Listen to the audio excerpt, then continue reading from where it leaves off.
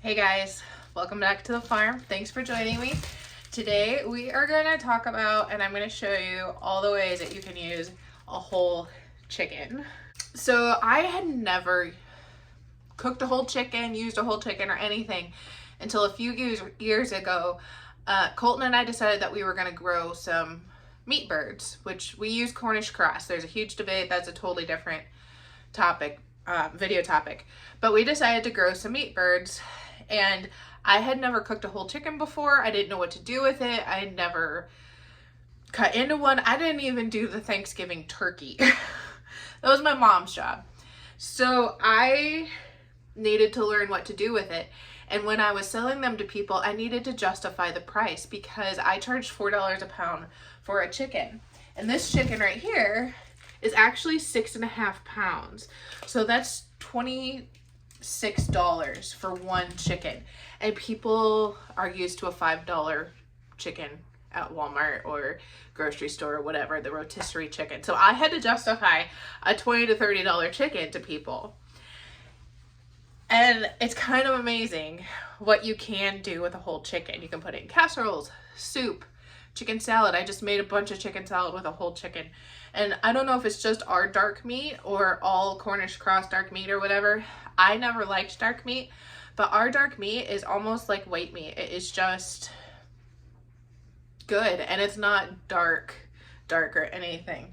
So it's been really fun using a whole chicken, being able to educate people on what they can do with the whole chicken. And I'm actually going to do it in my Nesco pressure canner. It is a pressure cooker that is also approved for canning, but it is huge. After, if you ever saw my ground beef almost fiasco a couple videos ago. And so I think I can fit this whole chicken in there, even though it's frozen. Usually when I have to pressure cook it, I have to thaw it out, and then I probably can't use this big of a chicken in my Instant Pot, which went on the fritz, so that doesn't really matter. So we're gonna try putting it in our Nesco pressure canner cooker, and then I'm gonna start showing you some other things that you can do with it. I'm probably gonna make some casseroles with this for the freezer, but we got some bone broth that we can make from it. And I'll probably describe another couple recipes that I've done with it so that you can stretch this 6.5 or 5.5 even, or I've even had people stretch a 4-pound chicken into several meals. So your $20 gets you a long way and a lot of food. Okay, so this is my Nesco pressure cooker canner. And I actually had to look up the title of my video. It was basically turning a bad day into a good day because I was trying to cook a lot of beef and just do several things, and it kind of went south. Anyway, this thing is huge compared to my Instant Pot. I think I had a 6-quart Instant Pot, and I think I read that this is a 9-quart. So it's like another 50% bigger. So it was really nice because I can probably fit 6 to 8 pounds of meat frozen. And then if it weren't frozen, I could probably pack it in a lot more. I did run this chicken under some warm water so that it would detach from the bag a little easier. It is in a vacuum sealed bag from our processor. And we did process this chicken from a USDA processor near us because we were reselling them. Now each state has different laws. So if you are interested in growing your own chicken, you need to look up your own laws for your state and possibly even your local health department. Now, I cannot advise you one way or the other. Illinois has an Illinois Stewardship Committee Association or something, and they did point some things out to me regarding our local county health department and Illinois state statutes, which I won't get into because I'm not a lawyer or anything like that. Just educate yourself on that. But this is USDA processed. If you don't need to, if you are looking to resell, you can get a state licensed facility and or do it your own. It was worth it to me to have it done by somebody else. I could take the birds up. They were close enough that I could leave them for the day and come back later in the day. And it was totally worth it for me. I am not that kind of person. I work at a vet clinic now, but I'm still not good at all the dispatching guts. You know what I mean? So I just cut the top off, or the bottom, however you look at it, of the bag. Sometimes because they have to jam these birds in there with them being so big, I have to cut down the side or something. And usually you want your bird breast up. Let me see, I gotta get rid of this. You want your bird breast up. So we're gonna take this frozen mass of meat, and he does fit. Woohoo! So this is breast up. I'm gonna wash my hands before I touch you. Under normal circumstances, you probably only put like a couple cups of water in here to help it cook, but I'm gonna put my coffee mug of water, which is probably about 6 cups, maybe 4. It's about a quart. It's about 4 cups in here, because I am gonna make broth after this, and I want as much liquid as possible. I've found that when I do my chicken broth, the broth from cooking the chicken is much more concentrated than when I do it from all the carcass. And it could be just me doing something wrong. But when I cook a whole chicken and I only need a little bit of broth because I hadn't learned to can it yet, I put it in the freezer and I was running out of freezer space, and then I wasn't using it all. So I'd only put like one of these or half of these in and not do another broth round. But we're going to, so I want as much concentrated liquid from my initial cooking, and then I can add it to my actual bone broth.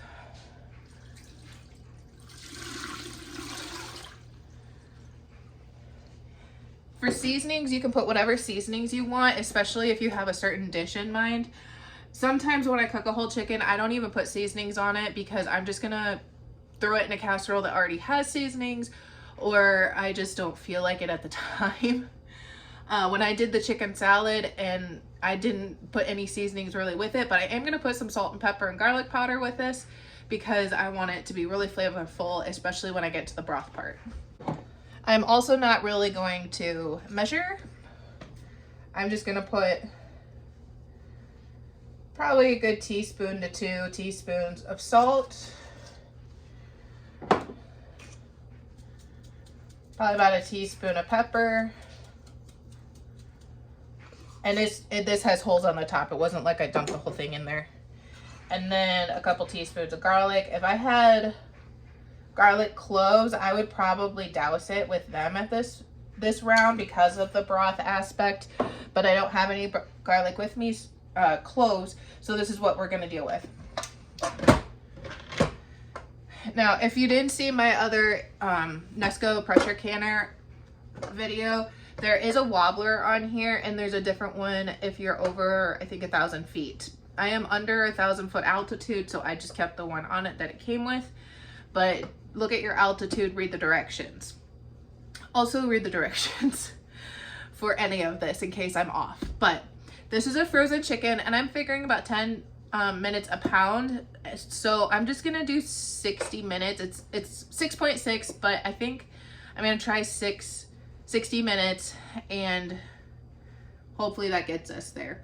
The other reason why I'm thinking 60 minutes might be okay is because in the book it says to release the pressure once the time counts down, but I'm gonna work on some other things, and I might not be here when it goes off to release the pressure, which will create more cooking time for it and help get that internal temperature better. So we're gonna do pressure cook, and I'm gonna increase the time. It goes fairly quickly. And sorry, that's obnoxiously loud. And then we're gonna hit start. And then it does this little spinny thing until it gets to pressure. And I also have my valve on airtight. There's a little teeny arrow here. I have it on airtight. Once it's almost is to pressure, you'll start hearing something kind of coming out of this valve, which I didn't expect the first time, so I'm warning you. And then once it gets to pressure, that pops up. And then this is what regulates the pressure in there. All right, it is the next day. My chicken cooked and it finished when I was gone, so it just naturally released pressure.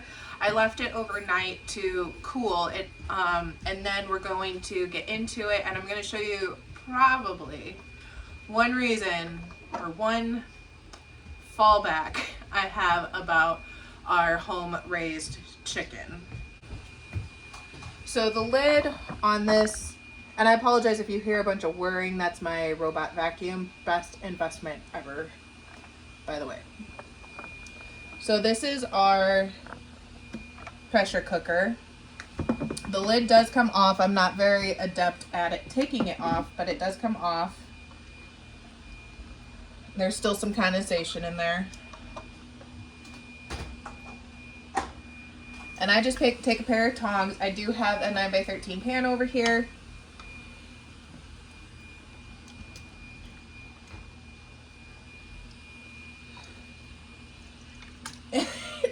And this is why I struggle with our homegrown chicken. It literally falls apart. Which is really a good thing. It just sometimes can be frustrating.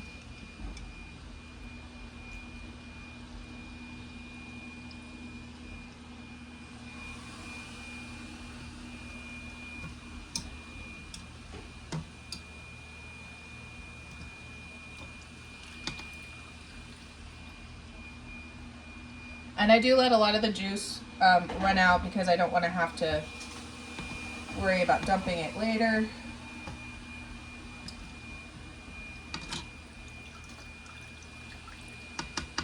I did put the trivet down in the bottom. I'm not sure if I mentioned that when I started this. I don't think I actually did. I talked about the top, but not the bottom. I believe you're supposed to use the trivet most of the time.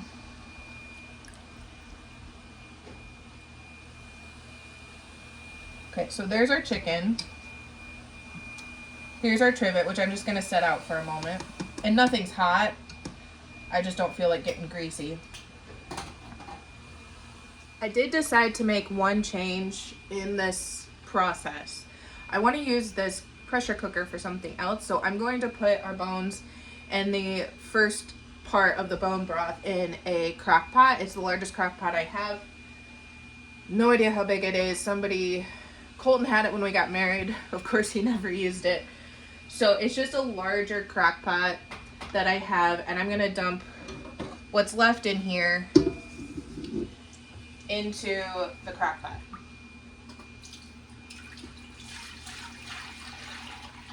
And there's probably some bits of chicken and bone and stuff in there. There is. I'm gonna put the chicken pieces in my pan.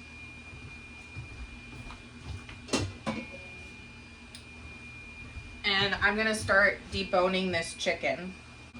If for some reason you've never deboned a chicken, it's not like ripping all the bones out. It is just taking the meat off the bones. I tend to do it in a 9x13 pan because it contains any extra juice that comes out. But all I do is I kind of shove it to one end. This is a couple regular chicken pieces. And I put my meat at one end and my bones at the other. Since I'm going to be doing chicken broth from this is the skin in case you didn't know.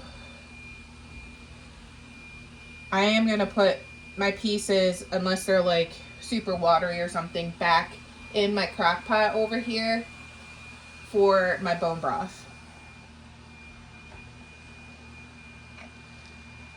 So all chicken pieces, the meat part I should say, is going to go over here, and I can always shred it, chop it later.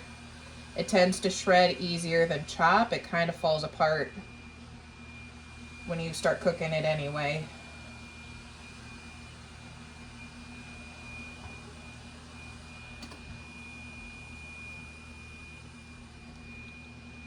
And then I am pretty thorough. I don't like the gristly parts when I'm putting it in a casserole or anything. There are little bones once in a while up in the wishbone area. I may take out some of these veins or blood clots or whatever they are. like these darker blood places. Sometimes it's just seasoning, sometimes it is some blood from the bone. This is your wishbone.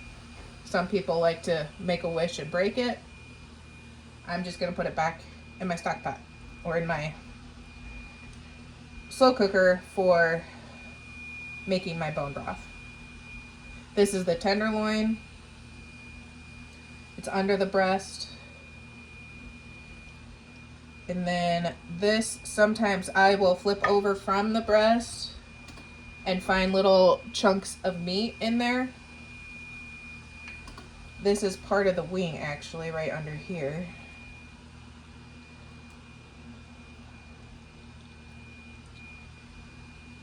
And you can pick it as clean as you want. You can leave it if you want. It is completely up to you. But anytime I find like the bloody places, I might take that off. That I think is just a layer of fat.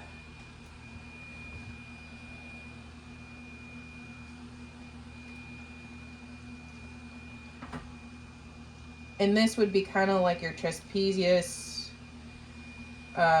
any muscles around your scapula from the wing, I assume. And then that's pretty well, oh, there's a little bit. Clean. So I'm going to take this rib cage, put it in my pot. Some bits of fat, and you do have to check for the little bones, like your vertebrae, little bones around the wings and stuff. This is the end of the wing. This is the very end. This is one of the joints. There's not really any meat on there.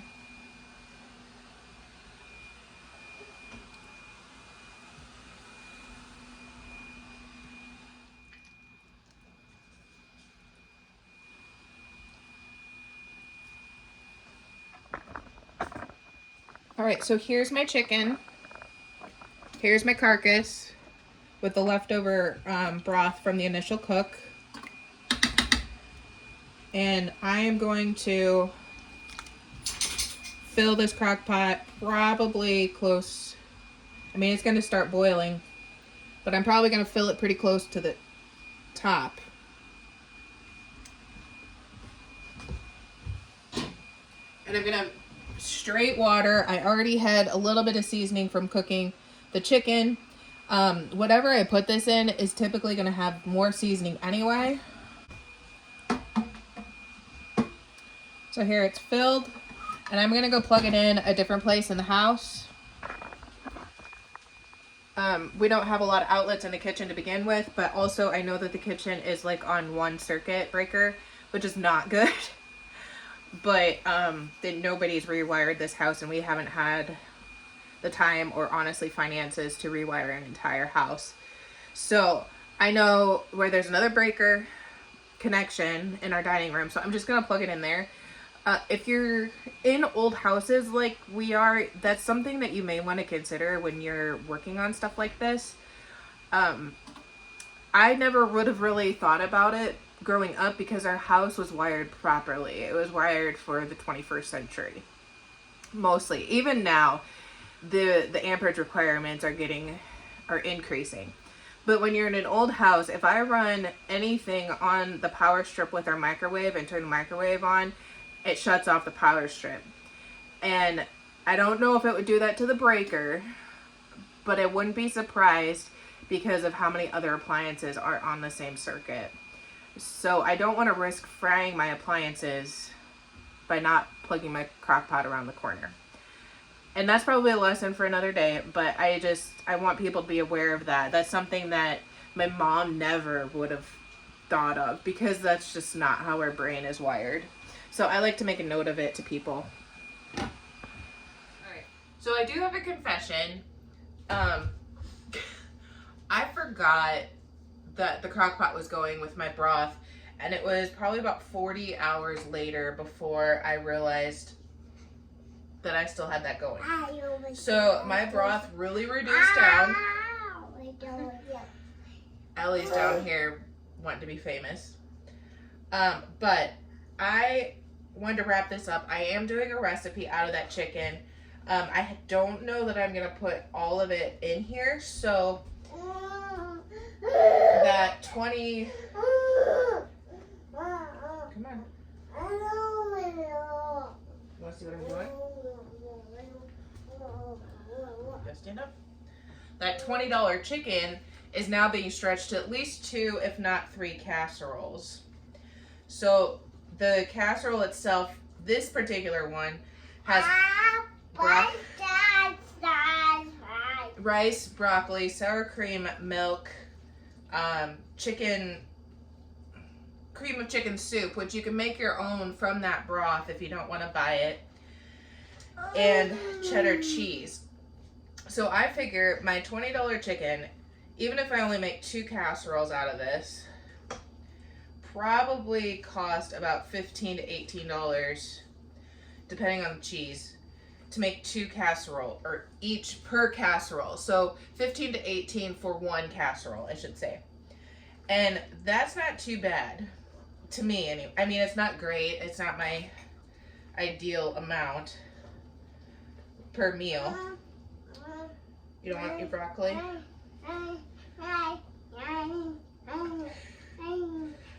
But it's also not terrible. When's the last time you went out to eat and were able to feed your family for $15? Or even your single self for $15?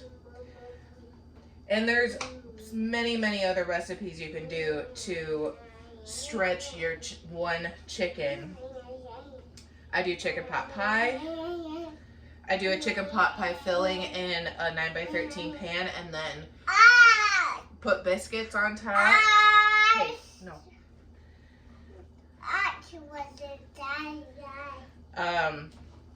You can make chicken salad. Any chicken casserole. If you just Google leftover chicken, you can come up with 10,000 different recipes.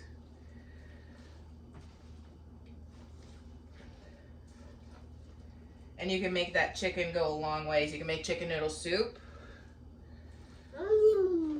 chicken noodle casserole.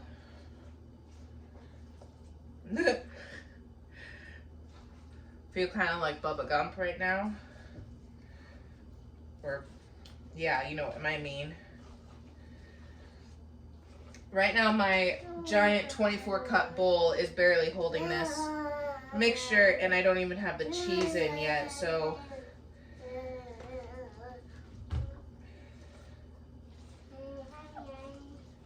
maybe I'll make, well, I'm probably going to end up, this is what I have, the amount I have left. It's probably about 1.5 pounds maybe. I meant to weigh my chicken, just the chicken, so we had an idea, and I just realized I forgot to do that.